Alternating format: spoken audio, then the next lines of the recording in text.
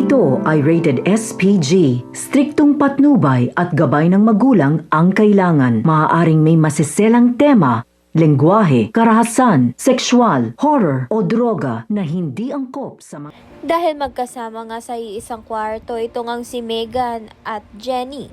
Nakita nga ni Jenny ang sleeping pills nga na nasa drawer nito ni Megan. Kaya naman nga ito ngang si Jenny ay napag-isipan nga niya na si Megan nga ang naglagay ng sleeping pills sa inumin nga nito ni Jenny. Nang sa gayon nga ay makatulog nga siya at mapagalitan ng kanilang coach. Kaya naman nga't kinumpronta na nga ito ni Jenny si Megan.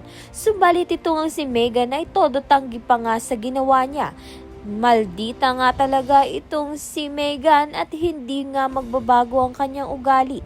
Sa kabilang banda naman nga, magkukrus na nga ang landas muli nito ni Minchi at ni Dara. Sa muling pagkikita nga nila ay damang-dama pa rin nga ang galit nito ni Minchi dito nga kay Dara.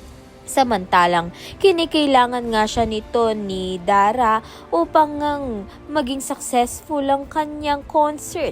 Kaya naman nga't yan at iba pa ang dapat nating pakaabangan. Maraming salamat sa iyong panunood.